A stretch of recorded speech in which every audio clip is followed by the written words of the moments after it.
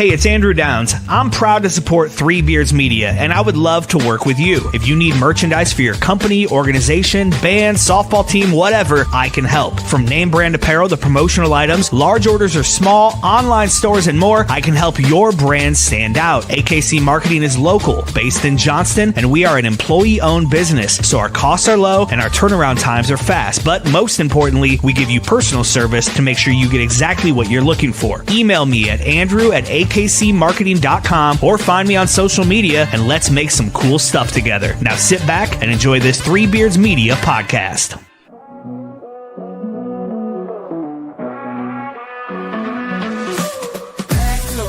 Hit the road again. 2 mics, 1 train, and a long time plan. From the bright lights flashing down in Old City to a 2-drink minimum in the town, so great. Punch non-stop on the interstate. Truck stop, coffee keeping us awake. Midwest roads, yeah, we know them well. From Des Moines to Chi, got stories to tell. Late nights, bright lights, open mic fights. Killing on stage, then it's back to the flight. From the cornfields to the Vegas Strip. Ain't no state where we don't fit. Billy and Willie's workshop, welcome inside. Where the jokes are sharp and the laughs collide. From the neon glow to the small town dive. Comedy's the road that keeps us alive. Hello. What's up?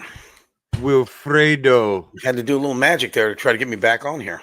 Yeah, you know, we had some technical difficulties that difficulty. had nothing to do with your age. Yes, shut up. Let's make that clear. No, well, let me out tell of you the what. gate. It's a miracle. Anytime you see me on here, it's a miracle because I have we've- no idea how I even get on here. We've covered that, Yeah. but this particular instance This wasn't me.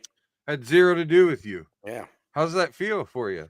feels good. Feels good. Have you been following these games tonight? Because it's driving me nuts. I'm watching the Fever. Yeah, I mean, it doesn't. I'm just looking on that on my phone, but the All-Star game, kind of wild. You know what I don't like? This new thing where they got to talk to Where they everybody. talk to people all the time. They I know. got at the bottom of the inning. They got Scoble talking to Raleigh, the pitcher and catcher for the American League. Yeah, And you know this guy's a good pitcher and everything, but he gets lit up. The first 3 batters get a base hit on him. I'm thinking this guy don't need this shit. You know what I'm saying? Yeah. But the cool thing was then they went the next inning and they had Clayton Kershaw and he only had to throw 2 outs and he got him out. And so, you know, he was kind of, they talked to everybody, but still, it's just still like, no, the it's worst too is theatrical. I don't care for it. also, what do you think that's like for the audio guy? I don't even You know. know? I mean, yeah. Because the guy's got a fucking mic on, so the Yeah. audio guy who has to listen to everything Yeah. is just listening fucking. Yeah. Oh, okay. Yeah, exactly. Yeah. when they fucking like, he's listening No to kidding, like man, no that the whole shit. fucking time. Yeah. The best part of the All-Star game so far is they had Ludacris open the show. Nice. So, and it's kind of funny because it's Atlanta, so it's a lot of rappers and Yeah. shit. Did they And have Outkast? I'm okay and I dig it, but I mean, you Did know, they have there's a Outkast? what I think he might have been there. I don't even know. Big- I mean, no, there not was he. 7,000 Outkast, rappers. 2 guys. Yeah, Big there were Boy and Andre 7,000 Benjamin. rappers, and you're just wondering 7,000 for rappers. you're just wondering though, like that old white dude that's been watching baseball, since the 40s. Ah, doesn't- God damn it. Exactly. What in the hell's this shit? Ty Cobb would have beat the hell out of every one of these That's right. fucking That guys guy out would here. have slid the cleats high right in that Ludacris right. face. That Ludacris would have had Ty Cobb spikes in his fucking lip. I'll tell you Is that. his first name Ludacris or his last name Ludacris? Or the goddamn high socks. You goddamn right. He would have. Yeah. He would have pierced his ears with his spikes. All that jewelry hanging there. Here's the thing. I mean, I'm an old man, but you know what? Everything has got to evolve. So this is where it's at now. Yes, you're right. And you know what? Either get on board or get the fuck out. I like it. Some of the shit I don't know how they even do it. Like the shortstop for Cincinnati, that Ella De La Cruz, who's just faster and shit, had to have on at least 10 pounds worth of jewelry. Yeah. You're thinking, how much faster could this guy get if he? I don't like some of the way the game's played now. What don't you like about it? Strategically. Okay. Like, Yeah.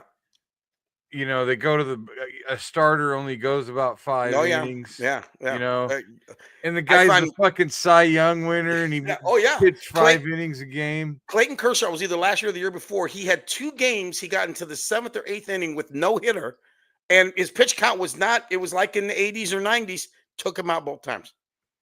So, And somewhere no, Bob Gibson is fucking flipping over in his grave, because those guys back then, you know what I mean? They just threw until the goddamn game was over. or Nolan Ryan Threw a no had hitter a in game his 40s. Yeah, where he pitched against somebody yeah, and threw 253 pitches. yeah, exactly. Yeah, And then and still had enough pitched time to again punch on three the fuck out of that guy on the mound. on 3 days rest. Yeah. He pitched again and won. Like Who's the guy that complete rushed game. him out and he just fucking peppered him? Robin Ventura. That's right. Just lit him up. I'll never forget it because I don't remember if it was Keith Olbermann or I think the guy's name was Charlie Steiner. Was that guy's name? Charlie Steiner was a guy for ESPN. Yeah.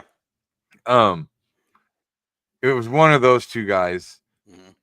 But when that happened, because back then that was when you turned ESPN on Sports Center at 6 o'clock in the morning when you got up, and it just played over and over again all day long. Exactly. Yeah. When I knew everything that was going on in sports. Yeah. It was all based on highlights in Sports Center. Top 10. Yeah. No shit anymore because that's not happening. You turn ESPN and they got what do you call it? The thing where they throw the cornhole shit. Yeah. Going on. So yeah. So then anyway, I remember them showing that highlight and either Olbermann or Steiner was like, let this be a lesson to you kids. Don't charge them out on a guy who raises cattle. Yeah, exactly. Yeah. No shit. Yeah. 40 years old, still throwing 100 miles an hour. Runs a cattle ranch in the off season. You probably don't want to come at him.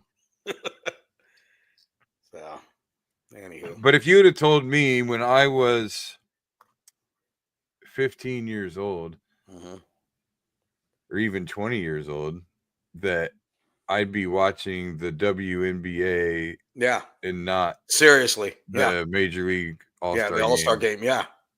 No fucking way I'd believe Hey, it. I think Caitlin Clark, I think this weekend, I think she's going to be in the 3-point contest. So, I mean, I think her injuries kind of screwed her up because she's having trouble making the threes, but I think I don't know what the story is there. I think maybe she's not having the right kind of push off her leg. Yeah, exactly. Well, she hurt a quad, so I mean that's going to mess you up. People don't understand how precise that is. Oh yeah, I mean, it starts from your feet on up. Well, but you're also talking when you shoot a basketball.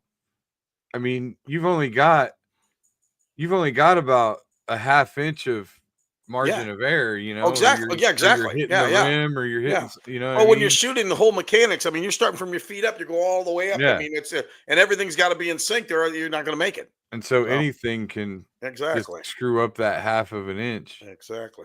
When you're not healthy, but I don't know. She's getting up and getting rebounds, and she's still your sister's still unbelievable. Yeah. Yeah, she's still dishing. I don't know. Okay. I get annoyed with I think some of her turnovers. I would say she'd probably have about half as many turnovers. And just catch the fucking ball? Well, no, not necessarily that. Yes, I think if you combined the amount of times people aren't ready for passes or not or just not catching them, can't handle it. Yeah. If you combine those with the amount of fouls they don't call, I know it's a thug league. Hammered. It's the NBA in the 90s. It's unbelievable. Yeah. Like when she's getting guarded full court, she gets fouled all the way up the court. Yeah. Like It's the Pistons and the Bulls. 1989, 1990. Well, I mean, not even so much that as much as like they just reach constantly and they get away with they let them nails and shit. They could probably take your eye out if you don't watch it. You can't. You know, there's no freedom of movement. No. Well, like they were saying, with the problem with the game, this game now, where it's at now, the referees got to catch up. They got to start spending some money to get some better. Well, refs. but what's their deal? Yeah. Are they just that bad? Yeah, I just don't think they're at the level they're supposed to be. Yeah. Are they trained differently? Like, I don't understand. I just don't think they're catching the shit that they should catch. You know, the way that they call games doesn't make sense to me.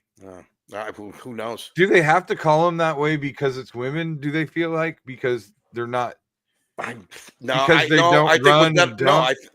think those referees came up with them, so they're not at the quality they should be.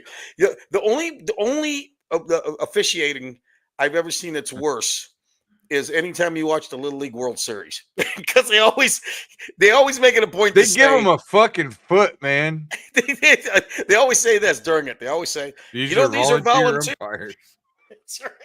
Because there's sometimes you watch it and you go, holy shit, they've been working their whole Little League careers to get here.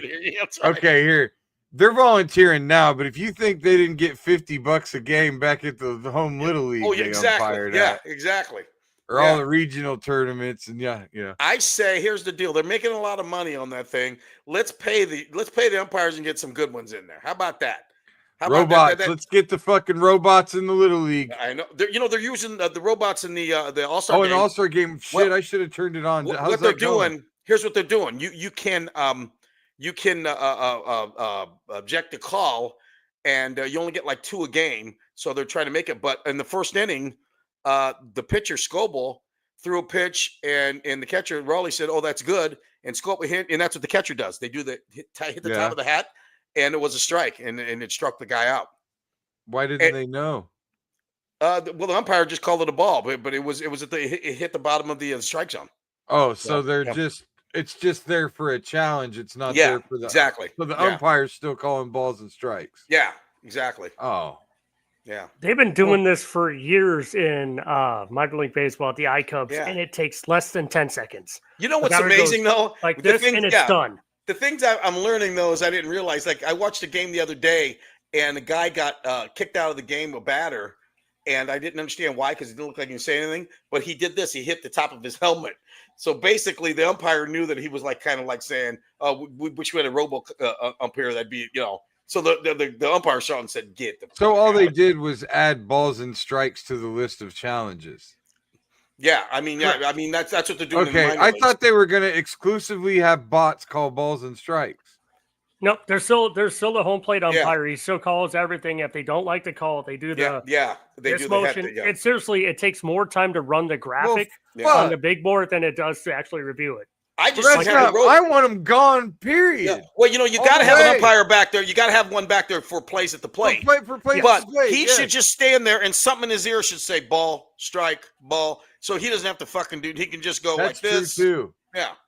Just let him say ball, strike. Goddamn Morse code beeping in his ear. Yeah, exactly. That's all, If you want to make the game like that, I do. I mean, here's my thing. I get pissed off every time I see a strike zone.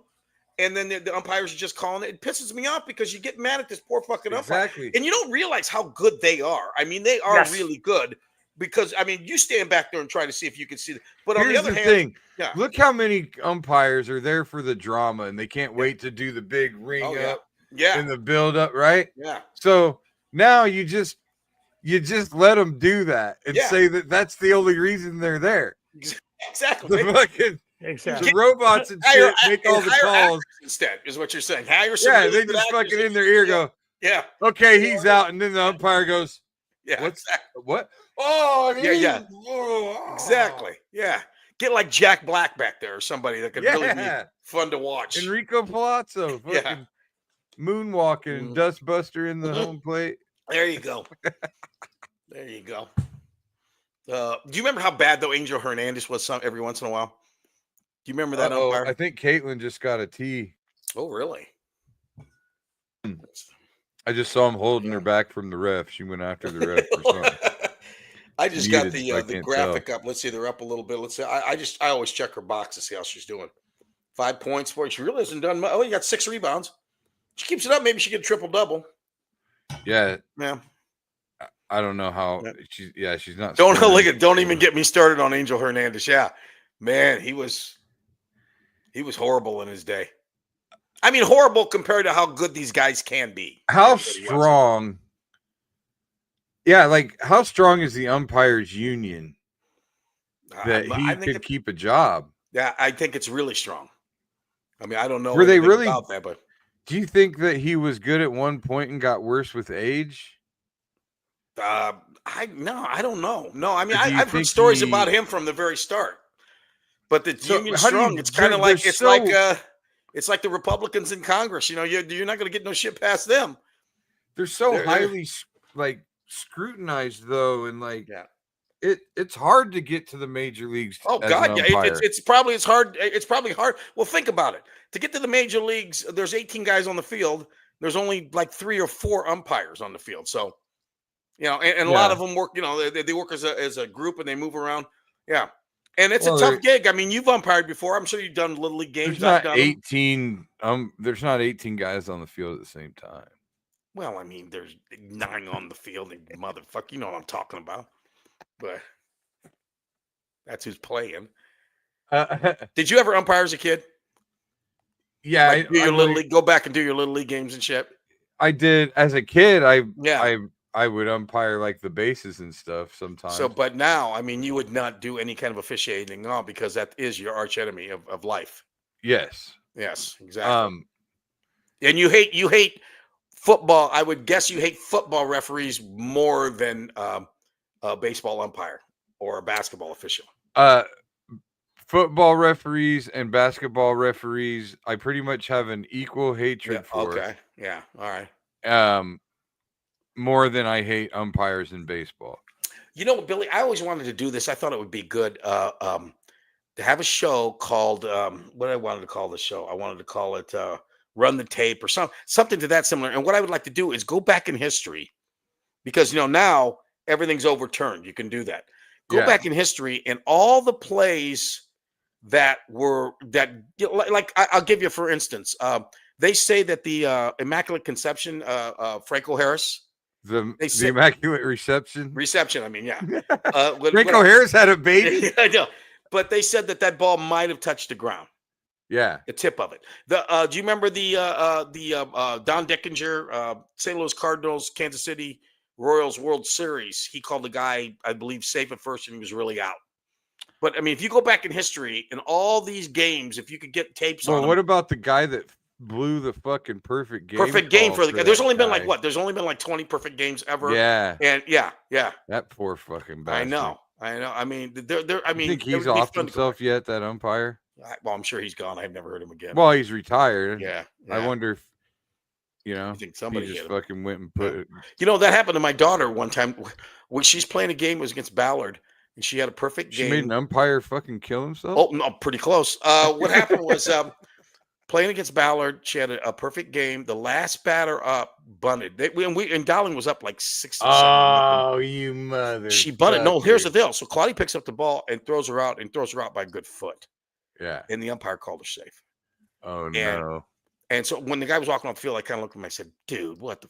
So anyway, 2 nights later, Claudia's got some friends over the house. They're having a pizza party. We order a pizza. The guy brings it to the door. Claudia comes to the door because she wants the umpire was it was the umpire guy. He was a pizza. Yeah, exactly. Oh my goodness. And my daughter looked at me and went, "Dad, oh yeah." I still tipped him, but wow, yeah, exactly. No, you know what? I'm the kind of guy. Let's say you are calling a game, a pro game, or a little girl's. I don't care, and they got something monumental that's going to happen. I'm going to give them the call, regardless. You know what I mean? I'm not going to be the person to take it away from them. Like, it's a 3-2 count. Guys got to listen, man. My integrity is the most important thing about this job. 3-2, you're behind the plate. I'm a fucking robot, man. The rules are the rules. 3-2, you're behind the plate. Guy's got a perfect game, and he's maybe an inch outside. It's a ball. Oh, Jesus. Ball's a ball. Listen. I'm not here to make friends. I'm here to call the letter of the law behind the plate. So Iowa has got a chance to win a national title. They're on the 1 foot line. Guy goes up. You can see he's short this much. What are we doing? I'm losing my mind. Okay. But I'm not the fucking... I'm not. So you're just a fair. You're just a fair you mean guy. if I were the umpire and it was Iowa? If you're the referee. Oh, that's a touchdown. There you go. Oh yeah. Fucking. I didn't know you were.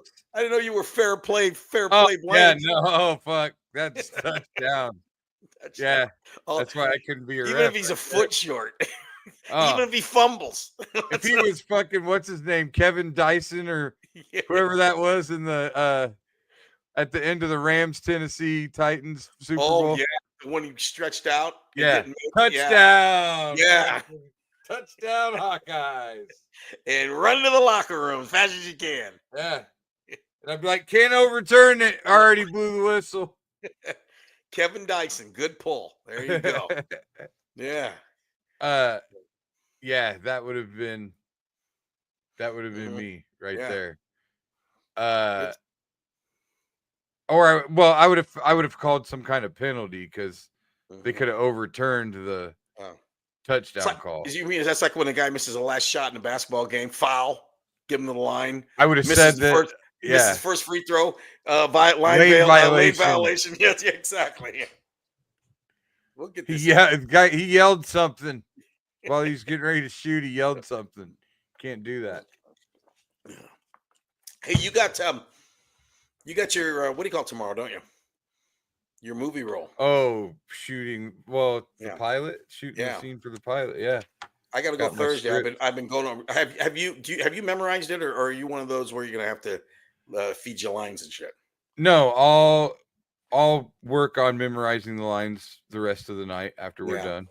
Yeah, I only got one scene, but that's all it is. It's one scene. It's 2 pages, like 5 or 6 lines. It's not a big deal. Yeah, but I'm old. I just gotta talk like Paul. I got him. So you got your what do you call it? Your Tiger King shirt, and then you got your wig. Dude, you should see. Oh man, JT, I'm gonna send you this video. They asked me to make a video for Branson. Yeah. Oh yeah. A promo video. Perfect. I'm sending it to you right now, JT, so you can play it. So they asked me to make this video, so I made it. But anyway, I gotta. When you leaving for Branson? Upstairs says your direct pay until your debt stop making the building sag. What? What'd you say? It's one of my lines. Let me hear it again. So I go in, right? Yeah. I'm the scumbag club owner. Yeah. I come in and I pay the guy. No. Except I don't really pay him. Give him a little piece of paper that says, this is how much gets knocked off your debt. Ah, okay. He's a fucking degenerate gambler that owes the whole town money, right? So, I come in. I go, here you go, kid. And I hand him the envelope. And he says it's a little light or whatever. And my next line is, upstairs says your direct pay until the debt stop making the building sag. All right, I'll give this a shot here. Hopefully this works. Sorry, I'm working only one screen, so. Oh, he's only got one screen. What kind of fucking producer? All right, there we go. Oh, there it is. Oh my Lord. Why is it muted? Performing this week at the Branson Comedy Factory, Branson, Missouri, July 19th, 17th through 19th. Thursday, 8 p.m., Friday, 10:30 p.m., Saturday, 8 p.m. If you hurry up, you can be on my guest list. Call the number. It's right there. Somebody's going to put that in there for me, I think. So call that number, Branson Comedy Factory. If you get on my guest list, I promise not to wear this shirt. Deal? You like it? Yeah. So that's my shirt for the scumbag pub That's owner. that's a horrendous drive down there, isn't it? How long does it take? About 6 hours. That's all? Oh, okay, I thought it was longer than that. Yeah. So I'm wearing that shirt. I'm wearing a gray wig. Which didn't we put that up last week or whatever? Yeah. Gray wig. Yeah. So yeah, that shirt, gray wig, some gray dress pants. I want some glasses like you have. Do you have an extra pair of those? I can get you something, yeah. But by tomorrow morning? Yeah, you can use some. You can use one of my good pairs. That cost like You'll probably be wearing them for your part. Well, I got like 4 or 5 different pairs of these kind of things. So you got some that'll look different from what you're gonna wear? Because Yeah. I feel like he's gonna have like some like progressive lenses on indoors. Oh yeah, exactly. What was I gonna say? One of the lines I have is first of all, my wardrobe is. He says, "Do you have any flashy suits and jewelry?" He says, "Do you have any flashy suits and jewelry?" I said, "I'll just dress like I'm going to a show." He goes, "Yeah." So one of my lines is, "You do that, I'll kill everyone you love, and then I'll kill you." It's one of my lines. Is that how you're gonna deliver it? I don't know yet. I'm not sure if I think you got to turn up the Guido. If you do that, I'll kill everyone you love, and then I'll kill you. Yeah. You think a little louder, maybe? I was trying to be this kind of a subdued. Yeah, you think I should go mean? Well, I think you should give it more energy. If you do that, I'll kill everyone you fucking love, and then I'll kill you. Yeah, more like that. If you do that, seriously, everyone, I'll kill everyone, every single one you love, and then I'll blow you. I mean, I'll kill you. I will fucking blow you in the parking lot. I'll knock you down and blow you. I swear to God, I'll do that. Swear to God, me and the rest of my boys. Maybe we ought to both do that. Here. Don't tempt me with a good time. Somebody put that on Facebook there. They were talking about somebody. They showed some kids fighting, and one kid goes, somebody put on Facebook, he looks like the kind of guy that would knock you down then blow you.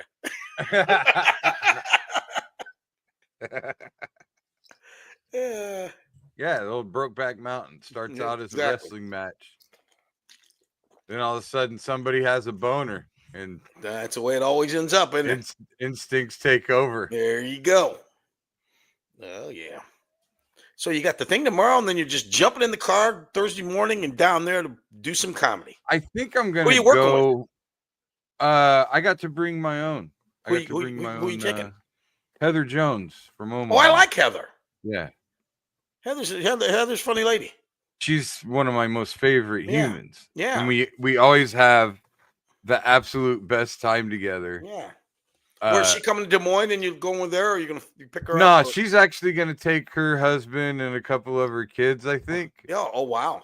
And make a little vacation out of it, you know? Yeah, well, yeah, it is. And I'm going to do that. I'm going to do more of that stuff while I'm, like. Enjoy it. I've spent so many years. Yeah. Just holed sitting up in your whole room, sitting in your hotel room, just doing blow. Yeah, I mean, come on now, get out. Well, I never did blow. No, you I smoked smoked a lot weed of the dope. whole time. I know that. I've been in your room a couple times. But yeah, so I'm gonna go ride a bunch of fucking roller coasters. That's cool. Yeah, I'm trying to get everything I can, every hookup the club can get me. Mm-hmm. Yeah. Where is the club? Is it in like is it just a standalone club, or is it in a hotel, or?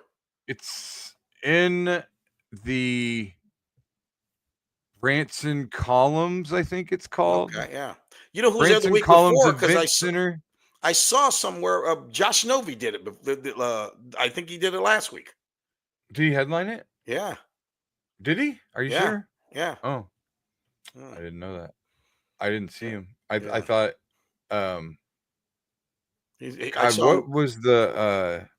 So here's one of the things about it that I'm looking forward to seeing how this works, because they always do little different. Everybody always does these little different things because the club's not that. It's a young club. Yeah. And everybody always does these things to try to get people in, And maybe this works in Branson because it's Branson, Yeah, exactly. People something that sounds like it won't work. Sometimes will work in a special place. Yeah, the Branson is a place where people go to be entertained. I mean, so they're out there. They're going to want to go to. So the Friday show is at 10:30. Wow. That's 10:30. Well, like it's cutting down. Like it's not so much busy season anymore. Yeah. So like it's only going to be 3. It's just Thursday, Friday, Saturday. It was originally going to be 5 shows. Oh, okay. But I got in towards the tail end of it. Yeah. Yeah. So now it's cut down on the shows, right? Yeah. But anyway, the show Friday night is at 10:30, and it follows the Pink Floyd Experience, which is a Pink Floyd tribute band. Very cool. Is it going to be the same place? Yeah. Oh, wow. So that's why it's so late. So they can probably tear down and stuff. And so, we go on after that. Oh, wow.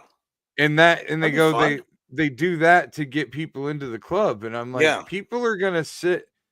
Like that show starts at like 6:30 and they're going to come to our show 4 hours later. I don't see how that's going to work. Well, we'll find out about it next week, won't we? Yeah. Yeah. You'll let me know. Yeah. But it's an experience. It's something that, And you got your new stuff. I haven't done yet. There you go. Yeah, exactly. I'm trying to get as much stage time in as I can before this special. So that's right. When is the special? October or November? Something November. Like that? Yeah. So, that stuff always comes up quicker than you think. You know what I mean? Oh, always. Yeah. You always think you got enough time to work on something. Then next thing you know, you're reciting shit in the bathroom. So I'm trying to get my shit together on some level there. I don't know, man. I've got so much on my plate right now.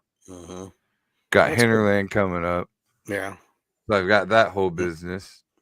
When is Hinterland? I'm fucking multiple stream of income guy at this point. I got like fucking 8 different ways I'm trying to make money now. So that's good though. That will keep you sharp. Yeah, and experienced and diversified and all the stuff. Hey, I've been both things. I've been busier in hell and always said, oh God, I got too much. And on the other hand, I've been sometimes where I'm like now, sometimes where I got nothing going on. And, I got a show here, show there, which is great. I can do that, but I don't like it. I feel dull sometimes. You know what I mean? Yeah. Well, like the more you end up doing nothing, the harder it is to do something. Yeah. Well, I did the show Saturday night at the Riverside at the casino there, which was a great show and everything. But I wish I would have. I wish I would have had more licks. More repetitions. You know what I mean? Yeah. Go leading up to it, but it went okay. Right on. Yeah. Well, just concentrate on memorizing your lines. Do you have a system? No, I do not. You know what? The one thing I am doing is it's only one scene. So what I'm doing is I'm putting together, just how it plays out. I'm in the room. He comes in. I basically say, "Hey, I'm sorry. I'm sorry we let ourselves in a little hot outside." Yeah, and I said, "You know me?" He goes, "Yeah," and I said, "Well, I know you too." And he said, and then basically I say, "Now let's get down to the meat and potatoes of why I'm here, okay?" And then I say, I don't know what kind of gambling it is because I never read the script, but I said, poker player. Okay. And he said, yeah, you used to be pretty good, but you don't look so good now. And then here's a tournament. And I'm saying, you're going to be in this tournament because Betty Wong wants you owe her some money, but you can't win the tournament. So, see, I picture it being kind of, just your kind of cliche mobster attitude, right. you know? Yeah. Yeah, you're gonna have to do it, Yeah, because basically I don't need to fucking raise my voice. You know who I am, but you know what the fuck is going on here. Okay, Yeah. I ain't shot a man since 1985. Now that I know you, now you know me. Here we go. Bada bing, bada boom. Yeah. And then I told him you can. I said you can't win this tournament because I don't know. Maybe I can. No, you don't. I digress. You don't seem to know what I'm talking about here. Yeah. You can't win the tournament. He goes, well, you want me to play? No, I didn't say that. I said you're going to play the tournament, but you ain't going to win the tournament. He goes, well, I said, no, because if you do, I will kill everybody you love, and then I will kill you. There you go. And I will make you fucking watch me rape your wife. Why does it gotta go always so dark, Billy? Why?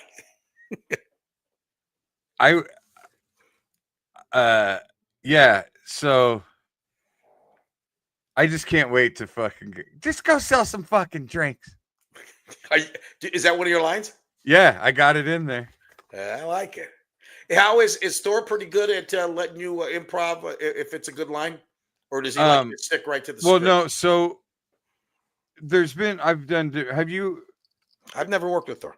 Have you ever done anything that you've had to have multiple scenes that shot on different days? Yeah.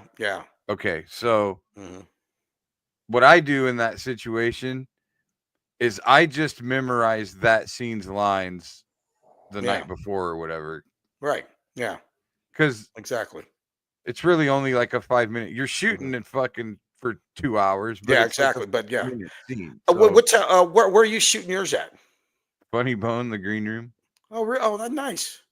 And so like I've done different things. There's been things where he just most of the time what he does is he wants me to do what's on the page. Yeah. And then we play around. Yeah. A little bit. And when we play around a little bit, sometimes that makes it, sometimes that doesn't. Yeah. What time are you doing it tomorrow? Maybe I'll come. I'll just bring it. I'll bring you the glasses and I can watch it.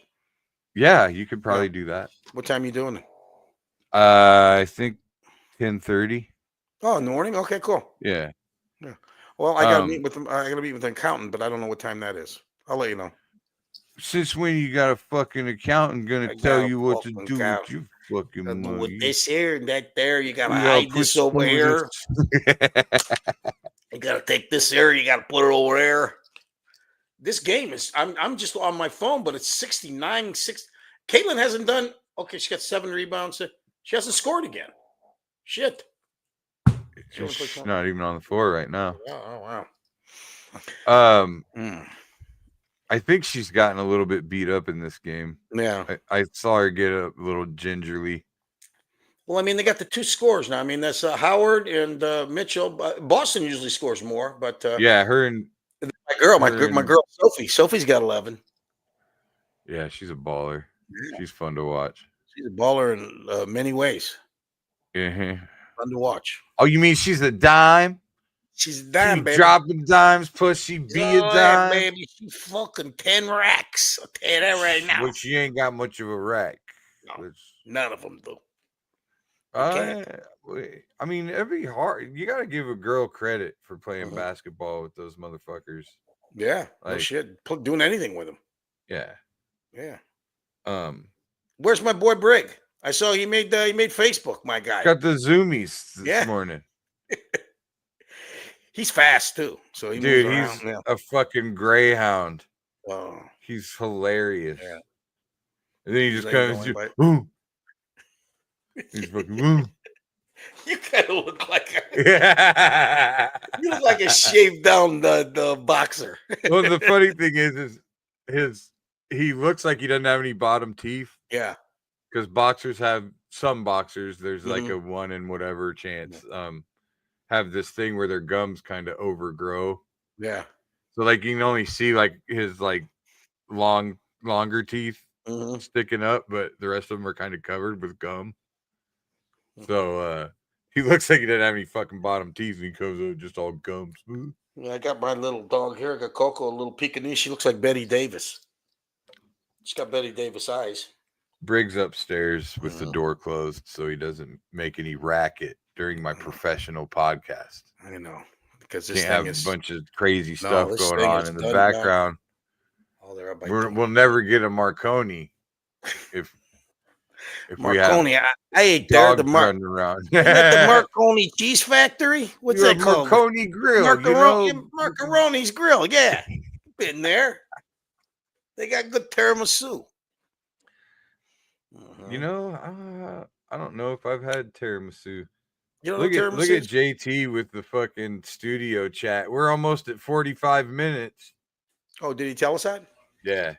Good. I'm going to say, if you've never had tiramisu, my man, you need to hook that stuff up. That stuff is delicious. His ace go to Cozy Cucina's got really good tiramisu. So does Tamia's and Sons. Tamia and Sons. You took it. Tamia and Sons, so good. I get the Cavatelli once every 2 weeks because Sam Betty's doesn't exist anymore. You ever eat at my table, Tamia's and Sons? I got my own table. I have to eat at work, so I take it to go. So that staff is so nice, though. Like, they're the best. They've been around. They are. You should check JT. I'm not 100% on this, so you should check. But Maggie's might still do Cavatelli. Is that the Rumble Room? I don't know. No, because what happened is I work right up the street from Sam Betty's every year for 10 years. Every Friday. So you went. And you know there's no Cavatelli. You've been to Maggie's, probably. Maggie's is a great spot. Yeah, what sucks is Sam Betty's sold out to a local owner who's pretty well established for not being well liked in this town, and they actually gave him the original recipe. Exactly. And he just went cheap with it. So, no, I seriously, I'm not exaggerating. For a decade straight, every Friday, I had the Cavatelli, and it was amazing. Sam Betty's, Sam grew up. It wasn't Betty back then. He was married to someone. His name was Sam Caligiuri. He grew up in my. He was in my neighborhood. I used to run around with his kids. I went to high school at the Caligiuri, but which one? Again, oh God, would have been Sarah. Oh, I can't remember. This is 2000. Oh yeah, you know fucking so and so from. Hey, you know Tony. Tony. Well, no, that's a great spot. Paulie Strom was probably the owner when you were eating the cat. Yeah, Paul did a lot for the local little leagues. He did a lot for the bowling league I was in. Where did you go to school at? Are you from Des Moines? Went to right down the street. Went to Sacred Heart. Then I went to Dowling. So you're Sacred Heart kid. Okay, my little great niece is at Sacred Heart right now. Were you that? That was a long time ago. Frank Vito wasn't the principal. Were you there? Was he? No, it was Westerhouse. Jake Claus was the gym teacher. Mr. Holtz was our math teacher who also does photography. You see him at the iCup from time to time. Best teacher I've ever had. It's amazing how you guys can remember. Billy knows all his. I mean, he talks about his teachers growing up and everything. Yeah. I mean, I can tell you like 3 or 4 as I go. I mean, I remember the dean of the school that looked out after me was Caitlin Clark's grandfather. He was my guy. But other than that, I can't remember shit. What year did you graduate, Dowling? 2001. 2000. Okay. I want to say Caitlin Clark's aunt was in my class. Last name of Nizzy. Yeah, they're Nizzies. Yeah, her mom was Ann Nizzy. Her uncle was Bob Nizzy. They graduated in the 80s. Yeah, so that was one of the younger ones. Yeah. Okay, Libby was not bad. Not bad in high school. Well, I saw Caitlin Clark's third cousin pass out at 31 Flavors last night. There you go. What the fuck does that mean?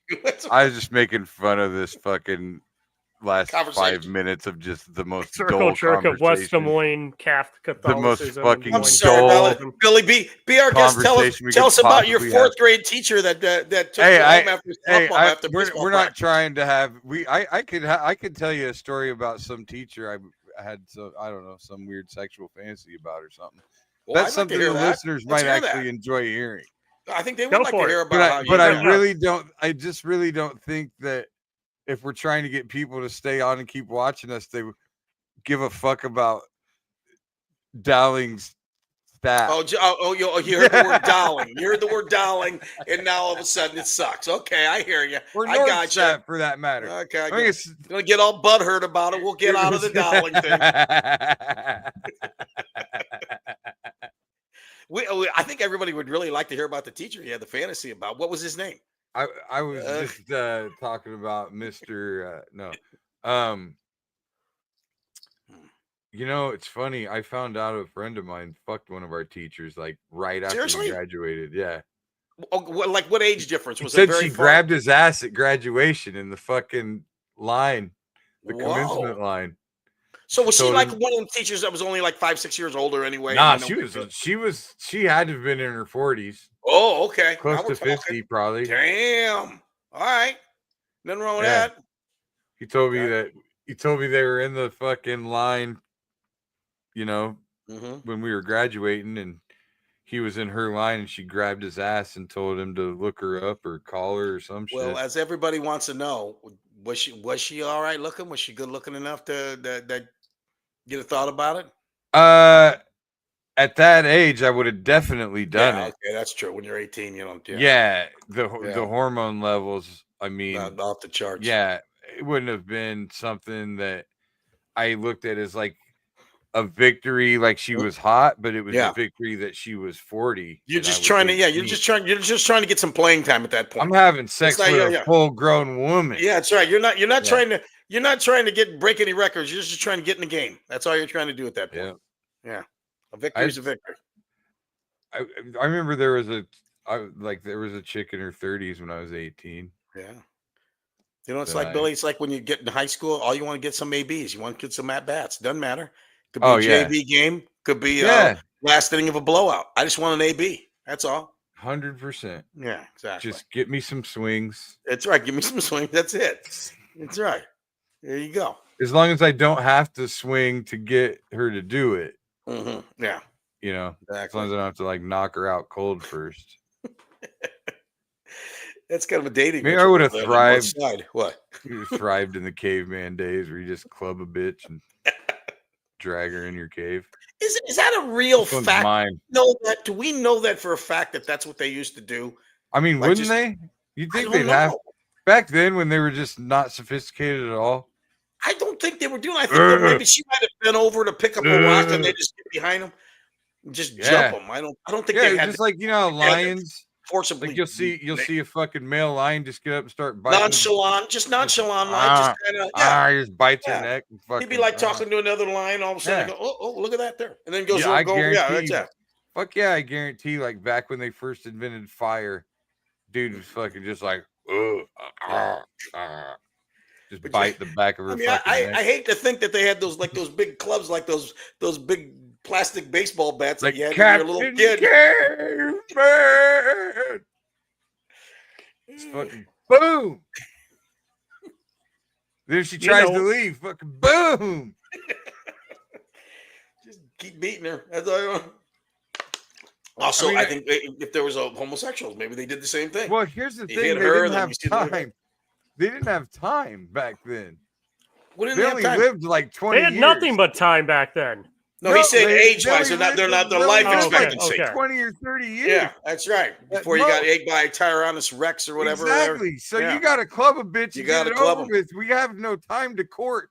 A lot of them, when they started fire, they didn't know enough to get away from the fire. So a lot of them just burning their asses they had to figure that out. Everything was trial and error back then. Yeah, a lot of trial and error. Yeah.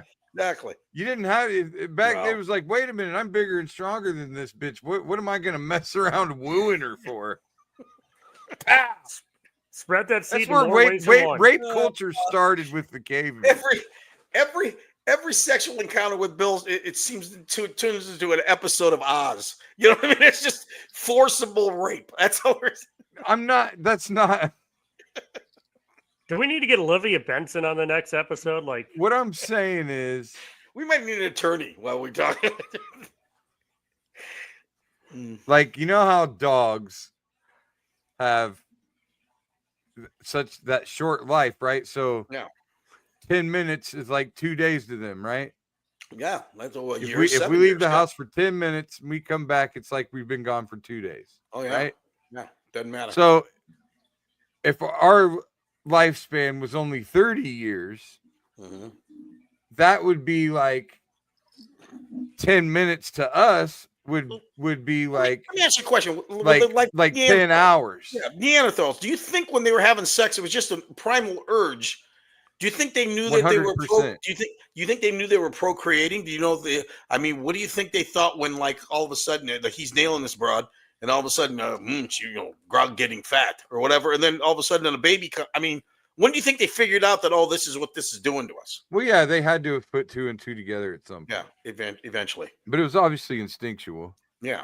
Exactly. Well, like in any animal, you watch it. Like you said, you watch it. I've seen a tortoise sneak up on another tortoise. Took a little time, but he got there. Like the first time that they had sex. Mm-hmm. Like the first time the first two people had sex. Adam and Eve. Sure. Okay.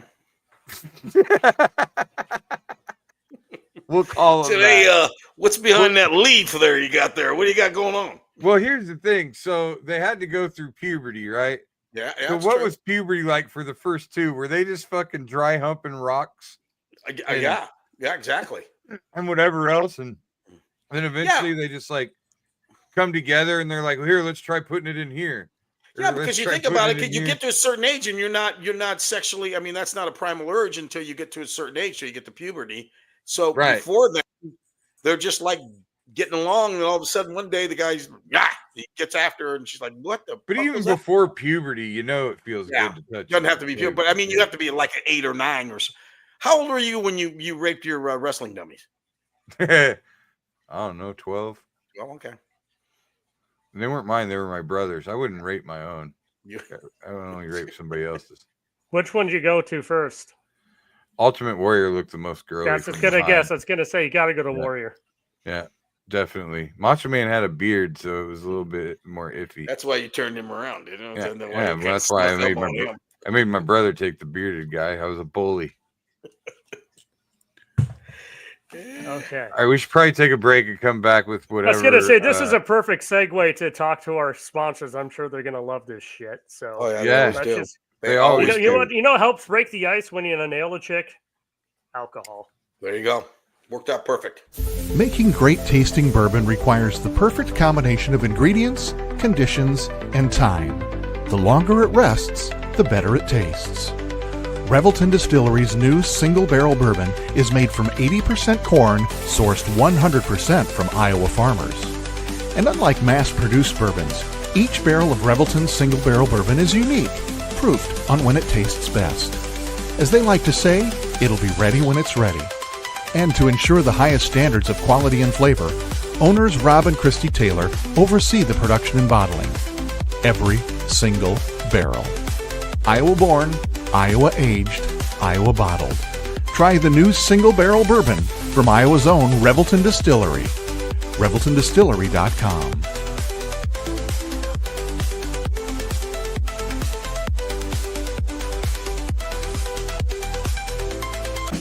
In 2023, a crack Green Beret named Dan Douglas retired his military command and promptly escaped to a full-time career in real estate. Today, this man is wanted by home buyers and sellers who want to survive the process without spending a fortune. If you have a home to sell or want to buy one, maybe you can hire Dan Douglas at Green Beret Realty. You can find him at greenberetrealty.com. greenberetrealty.com. Whether you're buying, selling, or refinancing your home, or if it's simply time to renovate the one you're already living in, you need an experienced mortgage professional to help you analyze your financing options and to make sure the closing goes smoothly. And that's exactly what you get when you call Kyle Lehman at Wintrust Mortgage. Kyle's experience and expertise, coupled with Wintrust's rates and programs, ensures you'll get the mortgage that's right for you. You may even qualify for down payment assistance. Before you reach out to a realtor, call Kyle and get pre-qualified, empowering you to start shopping for the home of your dreams. Call Kyle at 515-473-0546. Kyle Lehman Wintrust Mortgage, 515-473-0546. Welcome back. Did you see Caitlin go to the line? There we go. Caitlin just went to the line. They're up 7. Yeah, I just put it on my phone. Yeah. So I was just thinking about when you said, it breaks the ice with girls, alcohol. Mm-hmm. It's a good icebreaker, but if you're like trying to take a chick home that's drunk and you're not drunk, it's not a good experience. Like No, a not at drunk all. chick when you're sober is the most annoying fucking thing. We've all had that when we were younger. That one girl that was having a good time, was drinking the wine, and then just pukes all over everything. Just, oh God! Especially the wine drunk, the worst. Then that wine breath. drunks are the worst. Yeah. I dated a chick for a while who, Was a for wino? everyone's. No, she got hot. She got drunk on Michelob Ultra. Okay. But she was a little tiny. She looked like Chloe Kim in like 20 years if Chloe Kim were still kind of hot. Yeah. So there's one time she used to always pick fights with people, which luckily with guys, like if a girl's out of line is with a guy, you just go like, hey, take care of it. It's like, fine. Yeah. And obviously, like, I'm not a fighter. Mhm. So, but there's one time, like, I bought her flowers. She's worked at a taco shop, bought her flowers, didn't hear all day. So I called the shop. I'm like, did they get the flowers? And Sam's like, dude, this is awesome. You're so sweet, so nice of you. Go back to her place, and we're about ready to do it. And she just starts vomiting all over me. I'm like, yep, this ain't happening. Oh, So, I mean, yeah. but yeah. But if we want to talk about drunk girls, that can You didn't try go to. into- You didn't try to like rash it. Like, okay, well, she's probably gonna sober up. Maybe a quick shower. We just get back to it. No, once she was drunk and that, she just went to sleep basically. So Even it's done at better. that point. Back in Even those days, I better. could smell. No, I'm just joking. Nothing worse than like a girl. Nothing worse than a person with like really bad wine breath. That breath is just like, oh God, I can't. Yeah. And you know what? Back in the day, every drunk girl was one drink away from either making out with her friend or being a lesbian. Yep. There you go. So That's on that the note, ratio. You're just trying to find, trying to get to that point. Yeah. So do we want to? I got one here from Reddit that kind of leads into it. Sure. All right. My 33-year-old fiance went home for dinner with friends, but ended up having drinks. The male coworker advice on how to bring this up without being accusational as possible. Talks about blah blah blah. Like they went out to drink, then they, as a group, work group, and then they decided to go back after that. They've been friends for a while. I wasn't really jealous, but he's also remembering the times that she would get drunk and start talking about him unprovoked. So should he be concerned that his girlfriend or his fiance is going over to another guy's house and just hanging out when they're drunk? What say you Yes. guys? Yeah, The I think answer so. is yes. Yeah. That's where I'm at. Yeah, exactly. That never ends well. No. And that fucking coworker wants to fuck your fiance. What age are they young? Are they in the early 20s? Or are they 30s, early 30s? Well, then that's 33 and 37. So then no, then that's I mean that's not just being immature. That's just I mean, if he's there, yeah. Like why? It doesn't mean that you can't go get you should be able to go out drinking with people. Yeah. Without your significant other. That should be okay. Exactly. Well, this right here seems a little excessive. Well, he was upset that she was supposed to take an Uber home. As she's waiting for Uber, he just pulls up in a car. He's like, yeah, but this restaurant's near anywhere. At that point, I'm like, if the restaurant's not near anywhere, there's only a couple streets he can drive past. So if he just sees there and says, hey, I'll give you a ride home, that should be innocent enough. But with this history, not so much. No. Right. So no, if she's no. Here's the thing: you get caught as a dude. You get caught in a rock and a hard place here because if you have a problem with it, then they get to say you're controlling and insecure. Billy, were you ever considered a jealous person? Has you ever had a girl call you a jealous person? No, I was smart enough to keep shit like that. JT, how about you? You ever Probably. have a girl call you jealous? See, I've never had that problem. Even if I was jealous, not to say that I never was, but I always made it a point to just never get to that situation where I could be called that. So, but the thing, go back to the taco chick. Like she would intentionally make me jealous about things. Yeah. Like I get random texts from random numbers asking if I have a girlfriend. I'm like, okay. She was a train wreck, but she was hot and we gave it a shot. So there's you always let the hot ones get away with a lot more. She's also intense. Like I'm a fast talker. She was a faster talker than I am. So like talking to her was a challenge, which like someone that's like someone, the intellectual level challenged you a little bit, and she was a challenge, but are you a married guy now? Sounds like you guys are No, hell no. Okay. Sounds to me like you 42, guys should have been unmarried on- without any kids, so I'm like a Christmas miracle. So maybe someday. I've been blowing up on Facebook dating, so that's kind of nice. So I didn't get married for the second time until I was 39, and I had my daughter at 39. So you're still Okay. involved. Mark. You can still make it. there you go. I did Facebook dating for about 2 weeks. And yeah, that shit's fucking I slim. often think about that. I've Well, never at looked my at that, age, like yeah. I'm 69, so I mean, at this point, I just die alone. I mean, yeah, you can't. I mean, there's no. Well, here, You wonder about it. put it this way, Willie. When I Mm. say slim pickings, I don't mean that in the physical sense. Briggs is sad because Willie never comes. Oh, Chris, you killed him. Briggs probably is sad that I don't come see him. Sorry, I missed that earlier. He asked Yeah, about he- me, Billy. He told me, yeah, he asks about you all the time. You know what? He Chris said, just wants his fucking He computer. actually back. That's all he Chris- asked what he did wrong. No. He's like, what? You know what? He goes, I'm was it starting me? And I next was week. like, I'm gonna I start- told him I'm going to start hanging out with you, Billy, next week. You and Briggs. We're going to do that next week. What is the date? There you next go. Mark week? it down. Dude, my month is about my next month freezing. is just fucking insane. I'm like one of those busy, productive people for the Yeah. next month. I Well, that's don't know good, how much I like that. Good for you. Doesn't suit me. So, JT, no girlfriend or nothing? You're just a single guy out there? Single guy. Most recently, there's a place I go to called the Winchester. Really nice bar here in West Des Moines. And the thing about the bar is the seats at the end, towards the end of the building, would have been the west side of the building. That's right where the air conditioning comes in. So when the air conditioning is on, it's just full bore on your back, and it's cold as shit. So there was a girl sitting there on her phone, just mind her own business, and then a seat opened up down the way. So I'm like, not trying to be rude, like I'm not your freaking, you're not freaking me out or anything, but I'm just gonna move down here because this is cold as shit and I hate it. She's like, that's cool. Yeah. Ends up moving down, sits next to me, start shooting the shit for like an hour and a half. End up dating for a little bit, but single mom, other things, like completely ghosted me. Mutual friend hooked us back up again. Then she felt like, I felt so sorry, I didn't mean to do that. Then once again, it's like, you know what? It's fine. So, but talking to a couple girls on the Facebook dating, one I talk to, hear text from every day. Like, that's one thing. Like, it was weird in the last relationship. Like, I was the one that didn't need more communication, which is odd. Like, I understand you got kids, but me sending a text message shouldn't be offensive.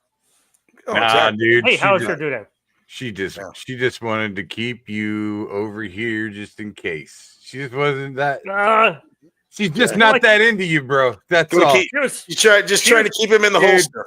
Dude, fuck that. She was into me being into her. I can tell you that much. That's what I mean. That's exactly it. She's into no, you like her. physically, like As we get older, we know. Yeah. All I'm saying is, when a girl really wants you, like for real, it's fucking my kids are gonna be asleep in an hour. I'll sneak you in the back door. I'm promising you right now. None of that shit fucking nothing stops anybody that really wants to be with you. I don't give a fuck what's going on. Nothing stops them. And then that happens. And when that happens, then if you go be with her, then you start thinking, God, she's not a very good mom. Then you start 100%. like If her. she's not, if she doesn't start neglecting her kids for you, she's not the one, bro. You can't win if you do. You can't win if you don't. So that's where I need to see some neglect. I need to see you put my dick in front of your kids' well-being at least one time, or I'm not in this long term. That's right. It's funny enough you mentioned that because there's one time we're supposed to hang out. They had a company Christmas party. At the end of the company Christmas party, all the employees got a check for their own bill. So that's kind of shitty. So we're hanging out with her coworker, and her coworker's cool as shit. We go on her place. Things happen. I'm not having to do anything. I'm just sitting back letting her do everything, and she's just eating the shit up. So I'm like, this is awesome. This is everything I ever Eating up wanted. like your dick? Yep. She's just eating up your dick. So here, I'm going to translate what JT just said. Yeah, to the old guy. He's being like fucking radio clean, weird something right now. What JT meant to say was, we go back to her place, and she just starts sucking my dick. No, she just starts riding. You know, Billy, you're almost like the signer. Exactly. No, she just riding, and I. Not so much of that. We started with that, but no, she's just riding, going to town, and I'm like, all right, this is great. Yeah. This is awesome. So at that point, like, we've been going for a minute. I'm like, okay, once I get my cue, I'll do my thing. We'll be done. And she's like, why'd you stop? Let's go again. I'm like, man in his 40s, need to give me a minute. Yeah. So we end up hanging out after that, go again. The next morning, her and her kids were going to Arizona, so they had to leave at the wee hours of the morning. So I'm like, hey, not that I don't want to again, but like, you've got kids tomorrow. Like, you should take care of that. I get home, I get a text at 3 o'clock in the morning. She's like, come back. I'm like, all right. So sure enough, and that day, I was supposed to meet my buddy at the Iowa baseball game at Sec Taylor Stadium. I refuse to call it the other place. And I get there, had my like 2 hours of sleep. He's like, dude, what happened? I'm like, this is, I was like, all right. But no, it was fun while it lasted. But yeah, you get a girl that leaves her kid in a car seat in the garage while she gives you a quick one. That's always a good sign. That's how you know she loves you. That's all I'm saying. That's how you know she's the one. Yeah, if she's not willing to roll the windows of her car up and keep her kid in the back seat in 100-degree weather to give you a blowjob, there you go, in a Kaibo, in a Kaibo, she's not the one. In a Porta-John, yeah, there you go. Oh, I mean, that's just the level that she needs to go to. Yeah, that's what. Like, you're right about the fact that when they do that, now you're torn. It's like, do I love this girl or do I just completely despise her? I'm not sure where I'm at. Yeah. She wasn't an East Sider, so I mean, probably a North Side. Yeah. Oh. No. Oh, no, there, right, Billy? See, here's the thing. Girls from my side of town, if they're single at my age, they either don't have any kids or their kids are 35. And they're 45. So it's like, yeah. So either way, I'm not joking. Really there's no bad girls on the north side. I'm just kidding you, Billy. Oh, they're bad. Yeah. Well, yeah, I mean, it's just kind of funny because we're all three at different points in our life. I'm old, married for 30 years. JT's still out there kicking it, and Billy don't give a fuck at this point. So we're perfect. I'm twice divorced. I've lived every life. Yeah. You've already had a child. So, I mean, you've seen that. I've done all the stuff. Yeah. Like, I just need to have a good time. Like, you're doing it. Yeah. The rest of my life is just and the fun part is, like, you can go to Branson and who knows? You got the weekend to yourself. You're a single man. All the good-looking honeys down in Branson. Come on now. Never been. I need to go. So. Oh yeah, Billy's like, we'll find a Dolly Parton lookalike or something. There's something good happening. Oh my God, dude! I don't know. I feel like anybody I would find in Branson would probably be like a Jesus freak or something. Well, you can make that fun. Make it fun, Billy. Come on now. I ain't never put it in my mouth before. Jesus said you ain't supposed to do that. He said, before we do anything, let's pray. And you have to pray, and then maybe she'll. Then you can ask her, say, "Hey, do you speak in tongues? Because if you do, I'd like to see your tongue." There you go from there, Billy. Dear Lord, baby Jesus, is it okay if he puts it in my butt before we get married? Dear little 8-pound, 14-ounce Jesus. I'm just saying. Billy, I mean, there is that opportunity that could happen this weekend, so that's got to be exciting for you. Because who knows? I'm not even thinking about all that. No, well, that's when usually when it comes around is when you don't think about it. That's when it happens, my friend. I'm telling you, I'm just a few years away from not giving a fuck about pussy anymore, and I'm gonna be dangerous. Oh, yeah. I'm starting to realize, I actually wrote this down. I don't know, maybe it'll be a bit I developed, like how that's why it's the workshop. Give it a shot. Life in general is just a series of enters and exits.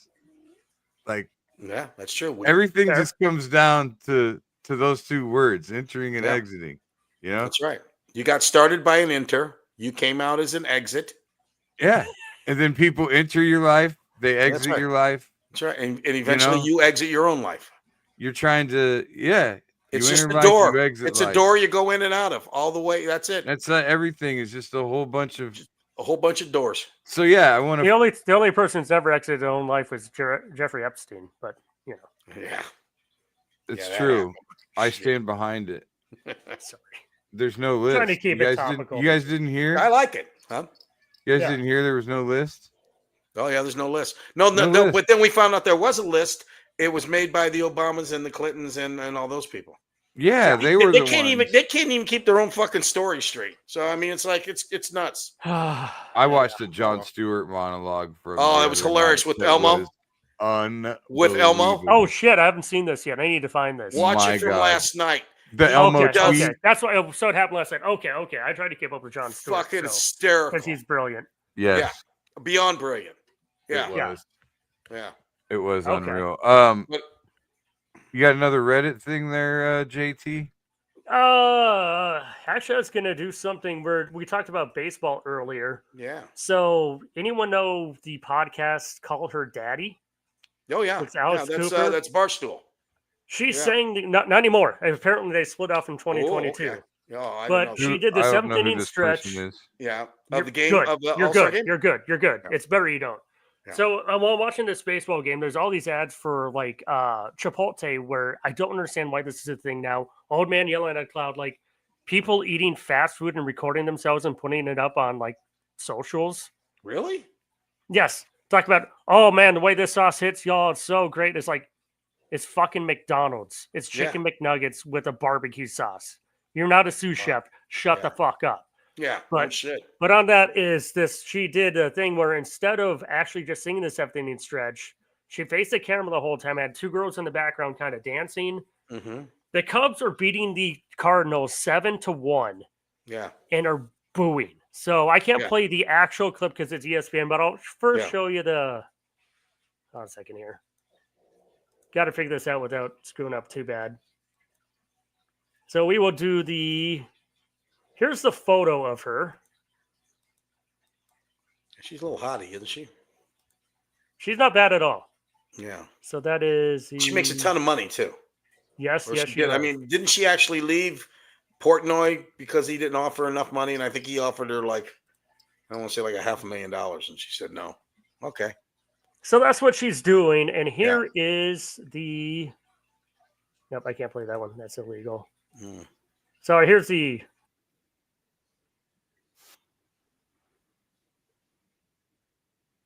I think Caitlin might have hurt herself again. Hold on a second here. Yeah. I'm getting there. Screen share. She's on the bench looking a little sad. I just got my, because I had it on mute playing over here, and it kind of. Isn't the game over? Yeah, they won. Yeah. And I got my W text from my granny, and then.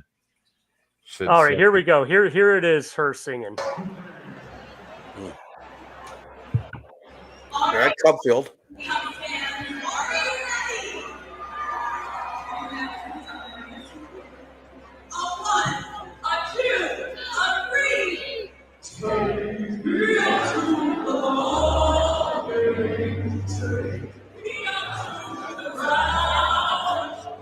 So bad. Tell me the Cubs booed her, please.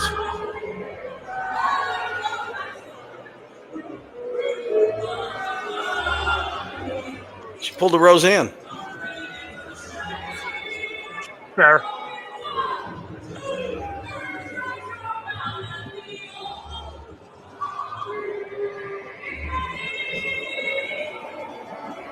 Wow.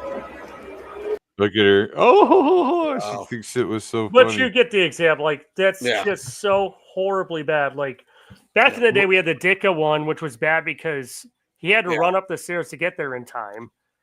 You had the Ozzy Osbourne one. Yeah, who was the one that said something about the umpire and it pissed the umpire off? I think it was Angel Hernandez. That was Steve Mono McMichaels. Yeah. Exactly. Yeah, that's right.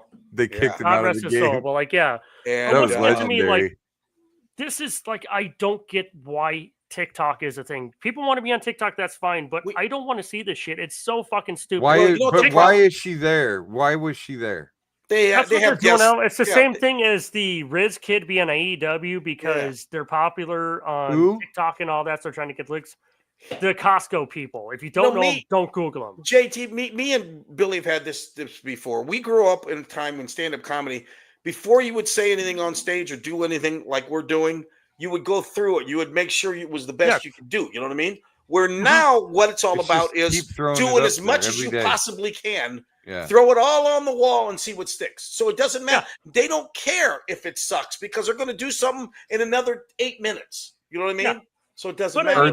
Or all the fucking videos of just. Yeah. Doesn't matter. I mean, like they just watch something else and show it to you. They've got comics now that they're doing crowd work, which I don't mind. I do crowd work, but it's not funny crowd work. It's just them talking to somebody in the, you know what I mean? It's like, where's the joke? Where's the laugh even?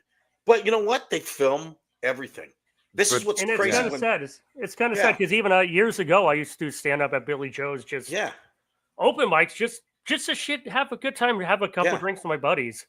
My bit was Valtrix because you want to be careful because there's an ad campaign about that. But I mean, even then, like I would throw shit like, and that's what comics would do. Like the Greg Golotovs of the world, the Joe Fries, the Chernus brothers. That's where they would take stuff that they're working on, throw it in front of their buddies and see if it actually worked. But they wouldn't put it on YouTube or anything like that. They're just like, okay, I've got an idea. I've got an idea here. Let's, as we're saying, workshop. Well, now that's what happens now. A guy goes to an open mic for the first time and records it and puts it on YouTube. And puts it on. Well, TikTok, it's like this girl. I mean, this girl makes millions. Yeah, this girl makes millions of dollars already. But you would think if you were doing something that was going to be on national television in front of the Chicago Cubs, which what she's doing is a big deal. You think you would have something kind of cool planned. You know what I mean? I think run it by your friend. She's not doing it for the Cubs. She's doing it for her audience. It's a self-serving TikTok. I think it's this young kid like, oh, I got these niggas, but like, what was good? Like it she reminds fooled him me into having her do it. Yeah. What does she do? Why was she there? What is her thing? She hosts a podcast about like sexuality and all that called Call Her Daddy. It's like one of the top podcasts in the country. I mean, this girl makes millions of dollars. Yes. Yeah. And she started off working with another girl on Barstool. David Portnoy hired her, and these two girls were talking. Is she the one with the big titties that's always got her titties out in the I don't know. No, that's Joy Taylor, and she's unemployed now. No, not Joy Taylor. I'm talking about this like podcast. I know there's a podcast. I don't know what it's called. Okay. Yeah. Oh, First Date, I think is the name. Yeah. No, that's a different one. This one, no, they've been together and it's always been Call Her Daddy. Yeah. From what I can tell. But for me, like the thing with like the whole thing with TikTok is like I grew up watching America's Funniest Home Videos, and that used to be where you capture something that happened in the wild. That was actually funny. And then eventually it became people scripting something. Yeah, exactly. And it wasn't as funny. And to me, that's all that TikTok is. Yeah. Like this, I can actually go watch a TV show with actors. I can go to one of your shows here, actual comedy, where you've workshopped something and worked jokes and worked it and cadence and delivery and reading the room. Okay, this didn't work. I got to pivot here. Like, yeah. Well, a lot of times people, it's not even about, they don't want to even be funny. It's not, now it's all about the shock. Like, you know, it's like, instead of being funny, you know, instead of me being funny, I'm going to be shocking. It's like, you know, I'm going to go in the crowd and I'm not going to tell a good joke. I'm going to piss somebody off to where they throw shit at me or we get in a fight on stage, you know, whatever, you know what I mean? Just something that causes a scene. But that's, you see, to me, when I did my first, when we used to do Billy Joe's picture show, if you never done comedy before, you went up and you drew a topic out of a hat. Yeah. You had a week to write a bit on that. And mine was Valentine's Day with your grandmother. Okay. It wasn't funny at the time, so I just figured if I make this as disgusting as possible, maybe I'll get a laugh. Yeah. But after I'm like, okay, that's not going to work. So yeah, but you thought about it. Yeah, you actually put thought into it, and that's what. Oh, you want to hear something really funny? Oh fuck, I forgot. I got to tell you about this. You're gonna love this. Last week, I went to an open mic at the Ridgemont. Yeah, I tried to call. I called you to try to get you to go with me.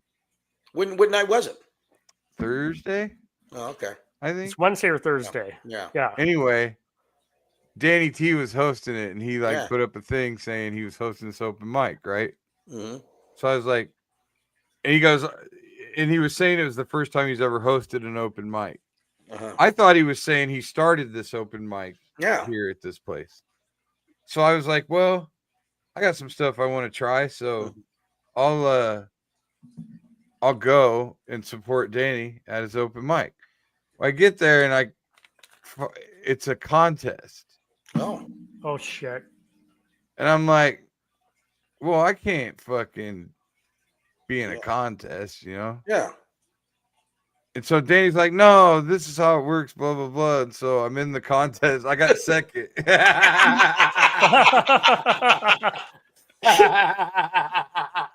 got second. That's hysterical. Who got first then? That shit? That's hysterical. Yeah. The person who got first, were they actually funny? Nope. Yeah, he's a funny kid. He's not a chump. It's not like that. Okay. He works a little bit. Like it's not. No. Yeah.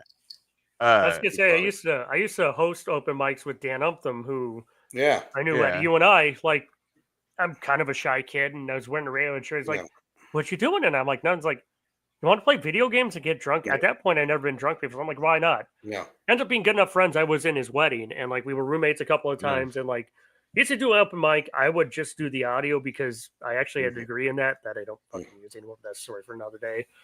But it was just fun. Like, there's a couple kids that. There's my buddy Brad. I'll say it now. Like when he first started, he was so awkward. He had the right idea, but he hadn't worked it yet. He was so awkward, but he always had to put him on at a certain point, and then get him out like first or last. And now, honestly, Brad's one of my best friends. Like, but it's one of those things. Once again, he started off over here and like worked it into like something that was really well, but. See, now Dan Umtham, there's a guy that does it right. He's got a work ethic. He works hard at it. The writing's good. I remember he was doing stuff like he does all that Marvel comic, all that kind of weird comic book shit.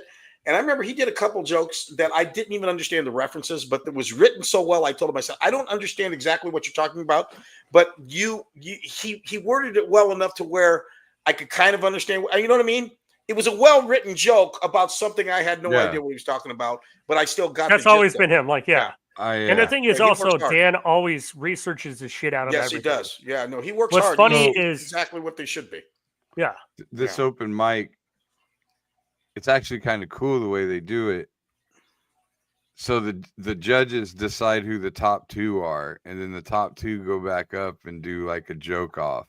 Did you have to do that? Oh, nice. Yeah. And you still came in second. I still got second. You should have told us that this was way more impressive a minute ago. I fucking crushed in the final two thing though. Yeah. Like fucking crushed. Yeah. And so the dude that I don't want to say names because I don't want to like I don't want to suppress their names because I don't want or anything like that. I just don't want to. I think you'll probably know who I'm talking about. Is this somebody that opens for you? Huh? Is this somebody that opens for you? No. Well, they have before, yes. Yeah. Okay. But anyway, so his fiance went up earlier, right? Oh, okay. I know who it is. She had this whole. She has a whole. Oh, I know exactly what this is. She has a whole bit about like penises being ugly, not liking penises, all this stuff basically about not liking. She's not penises, wrong, right? Yeah. And just like I got to get prepared to see a penis and yada yada yada, right? And so the last joke that he did, because when we went up at the end, I didn't know this format or anything, so I went up and I was like, "Well, you go first, and I'll just try to go." I figured he'd say something and I'd riff off it, right? Yeah. So that's what I did and fucking crushed. Yeah. And it was great. And his last thing was about something about his fiance. And so I just said, all that would have been great if she didn't just spend 5 minutes up here talking about how much she hates your dick. I like it. And so it wasn't one of those things where I'm like, oh, I got hosed. I should have fucking. Why these judges don't know shit, you know? Well, as you've learned from comedy from a long time ago, you don't bring any of this home with you. It's day to day. Shit changes. I think it's so hilarious that I got second. Yeah, that's too funny. I think it's fucking hysterical. It's like the old Woody Allen joke where the guy was dressed up as a moose and how was the old joke? And he went to it was a guy killed a moose and he brought this moose as a thing, and then it was a Halloween costume, and the moose came in second to a guy dressed as a moose. It was like an old joke, but it was yeah. But well, you're an actual professional stand-up comic, and you came in second. Kind of fun. What is that? What do you got there? What do you got? Is that a muskrat? 25 plus years now. Yes, giant black cat. Being really annoying. Well, and you know me, I don't believe that comedy should be judged. I don't like contests. I hate that shit. No. I never. I went and did Star Search like 35 years ago, and ever since then, I said I ain't doing this shit no more. Well, like they had me.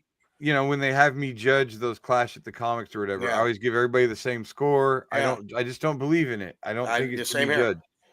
And so here I find myself in this thing, but it's so funny to me that 25 years, I think maybe I've been in 3 contests, maybe 4, including this one.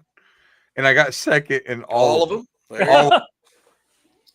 Every last one of them. First or last. You're silver bill, but you're silver bill. I'm silver medal bill.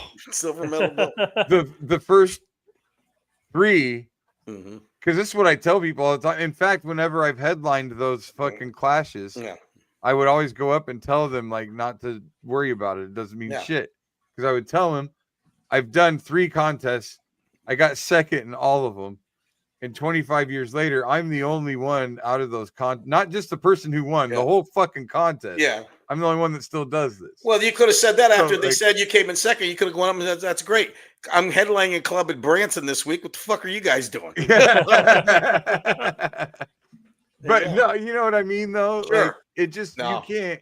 No, you can't. You really can't take that home with you. You can't qualify that and for it's nothing. not like the kid that won didn't deserve it. No, exactly. He's a fucking funny kid. No. Like, and I like him. He's a nice.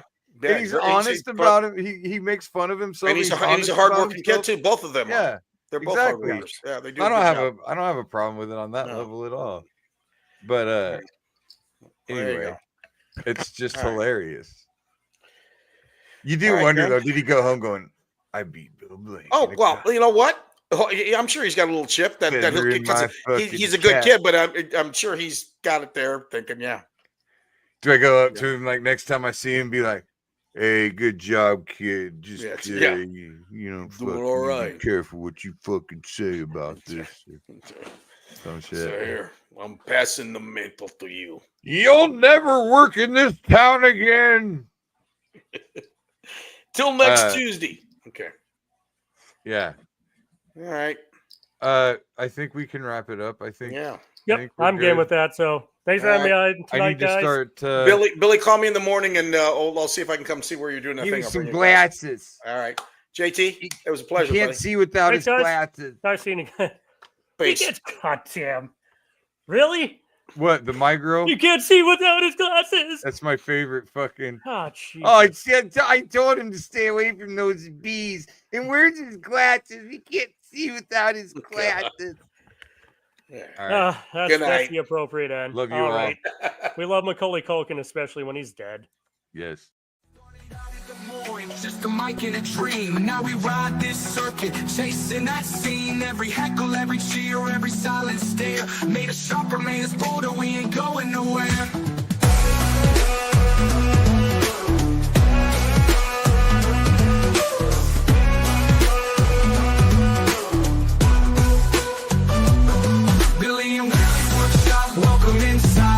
Where the jokes are sharp and the laughs collide. From the Vegas stage to the I-80 grind, this comedy life is one of a kind.